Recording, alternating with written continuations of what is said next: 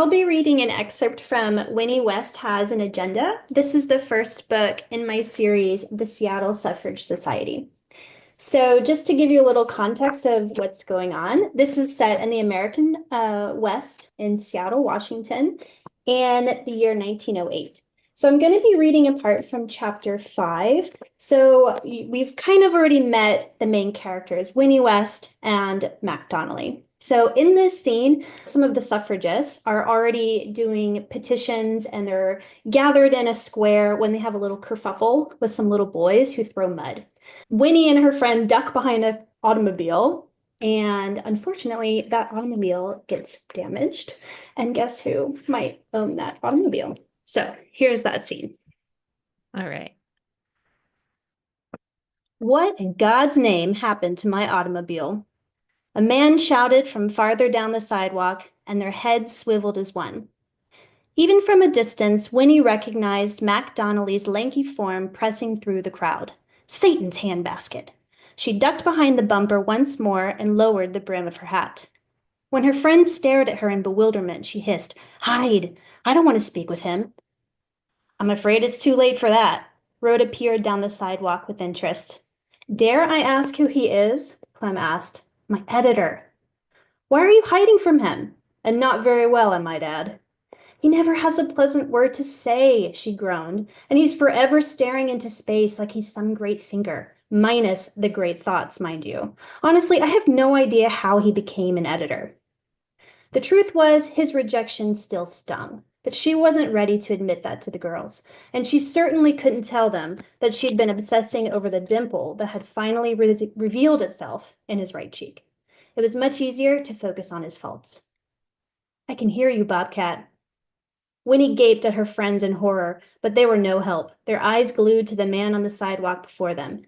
She eased herself to her feet with as much composure as she could muster, but the effect was lost when his gaze dropped to her soiled front, down to her dirtied hands, and back to the damaged windshield. "It's not what you think." She crossed her arms over her chest and stepped into his path. Based on her few interactions with Mr. Donnelly, she didn't have much hope he would be reasonable. If that meant she had to go toe-to-toe with him, so be it. "We were conducting a petition when—" "This is a suffrage event? So what, you throw dirt at innocent men's cars in the name of equality?" His scowl was strong enough to bleach her mud stain, yet Winnie found herself leaning forward in challenge.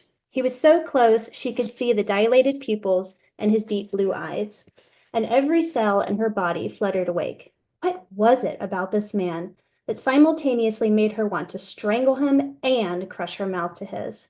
She was both horrified and captivated by the direction of her thoughts. Kiss the enemy? Had she gone delusional from lack of water? Rhoda snorted behind her, diverting Mr. Donnelly's intense gaze and giving Winnie a moment to compose herself.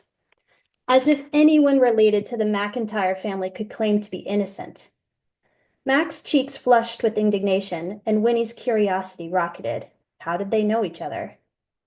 "Miss Carlyle, isn't it? My regards to your father." Rhoda gave a mocking bow, and in the awkward silence that followed, Mac's attention returned to his automobile. "Wait, it's not just mud. My windshield is cracked."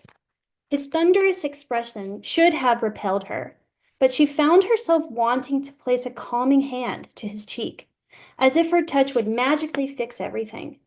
Seriously, what was wrong with her? "We were harassed by some young boys," Winnie said, wrangling her absurd thoughts under control. "They're the ones who threw the dirt." He spread his arms wide and turned in a full circle. "And where are these mysterious boys now?"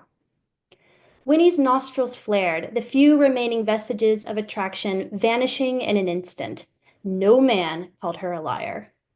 "Are you suggesting I'm inventing a tale?" "All I know is that you're the only one covered in mud and standing beside my damaged automobile, if the shoe fits." "It might shock you to know that the Seattle Suffrage Society has loftier goals than damaging your automobile, sir." "They ran away after they dirtied Winnie," Olive said. The squeak in her shy friend's voice heightened her anger, but what more could be said?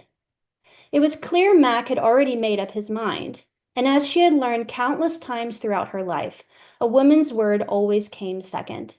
At 8 years old, when Tommy Whitaker let her take the punishment for spilling ink all over the classroom floor. At 16, when she witnessed a robbery, but the male thief convinced everyone she was a liar. At 21, mere months into her marriage, when her late husband decided she should stop working despite her wishes. It was just another item on a long list of insults. She wouldn't waste another breath. Jaw clenched so tight it hurt, she whipped open her handbag and rummaged inside for her coin purse. Thrusting as many coins as she could into Mack's hand, she said, "Here, I'll pay for the boy's damage to your windshield." He gave the money in his hand a cursory glance and shook his head. "This is something that can be resolved with your husband. I won't take your pin money." Her face grew hot and her chest tightened to a painful degree. That was all the money she had until the next payday, and he dismissed it like it was nothing. Maybe it was nothing, but she would be damned before she let him humiliate her in front of her friends. "There is no pin money. I manage my own accounts," she said between gritted teeth. "And my husband's been dead for 2 years, so good luck getting any money out of him." If the silence had been awkward before, now it was excruciating. Mack's mouth opened and closed, but nothing came out.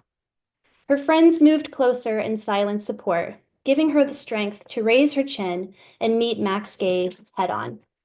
The movement shook him from his reverie, and he said solemnly, "Mrs. West, my words were unconscionable."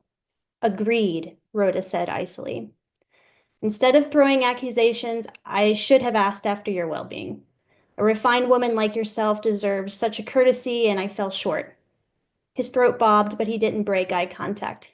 "And since you've never given me reason to doubt your word, I've done you a grave disservice by accusing you of a malicious act. Please accept my apology." The flames of Winnie's outrage reduced to glowing embers, able to be rekindled if necessary, yet soothed by Mack's sincerity. How had he known exactly what would get through to her? Part of her suspected it was a ploy to save face, but another part wanted to crow in triumph. At last, a man had admitted to his unfair treatment. Then his gloved fingers were wrapping around hers, enclosing the coins in her palm. She sucked in a breath as the gentle touch sent an electric pulse of desire between her thighs. She almost laughed at her body's lack of judgment, but it meant nothing. Anger and lust were merely two sides of the same coin. "I won't take your money," he said softly. "Fine by me." She pulled her hand free and dropped the coins back into her change purse. The task returned her senses, and she looked up with renewed boldness. "I accept your apology, Mr. Donnelly, which could only be made sweeter by a generous donation to our cause." "You can send it to Longfellow House," Clem chimed in helpfully. Something like admiration flicked across his face. "You'll receive my donation in the next few days, Miss—" Winnie quickly performed the introductions, and though Rhoda's greeting included an ill-concealed glare, his apology had seemingly worked on them as well. "And will you allow me to sign your petition?" Mack asked. Winnie couldn't contain her surprise. "You support our cause?" "If all suffragists are as earnest and resolved as you are, I would be a fool to stand against it." Olive let out a low, dreamy sigh, and Winnie fought to maintain a serene expression as she removed the petition from the basket. Once it was signed, Mack handed it back to her, his finger grazing hers as the pen exchanged hands. For the second time in a span of moments, a spark of awareness shot through her. Was she so desperate for affection that the smallest touch could affect her so? Or was it because Mack stared at her with an intent expression, as if she were the only woman in the square? Rhoda came to her rescue once more, saying, "You've earned the pleasure of living another day, Mr. Donnelly." A wry grin tugged at his lips, finally revealing an adorable dimple. "I'm pleased to hear it, Miss Carlyle. Now, ladies, if you'll excuse me, I see my friend has arrived. He'll help me sort out this mess." He replaced his hat, and then, in a softer tone that made her neck prickle, he said, "Mrs. West, I'll see you at the office." She had to clear her throat twice before she could speak. "Yes, you will. I'll have a very interesting list of ideas to show you." "I'm sure you will, but as you already know, it takes a lot to impress me." Winnie waited for him to walk toward a burly dark-haired man before expelling a long sigh. Bracing herself, she gave her friends an embarrassed smile. He's terribly handsome, Olive said. Is he? Rhoda snorted. You're blushing, dear. Over that ogre? Never. Her friends grinned. We shouldn't tease you, Clem said. Thank you. Ah, but you were eyeing him like a piece of cake to be devoured, Rhoda added. Olive nodded, giggling. Doubtful? Her ears heated again, and her mind turned to what Rhoda had said earlier. What did you mean about Mr. Donnelly's family not being able to claim a title of innocence? Rhoda shrugged. I've only heard snippets at parties. Our families run in the same set, and people love to gossip. I've heard a thing or two about his uncle being in the pocket of some questionable politicians. But have you heard anything about Mr. Donnelly? Rhoda pursed her lips in thought. No, nothing about him. The relief she felt surprised her. It shouldn't matter to her if he was the owner of a gambling den, so long as he approved her ideas. And yet, she was happy to know that at least his reputation was solid.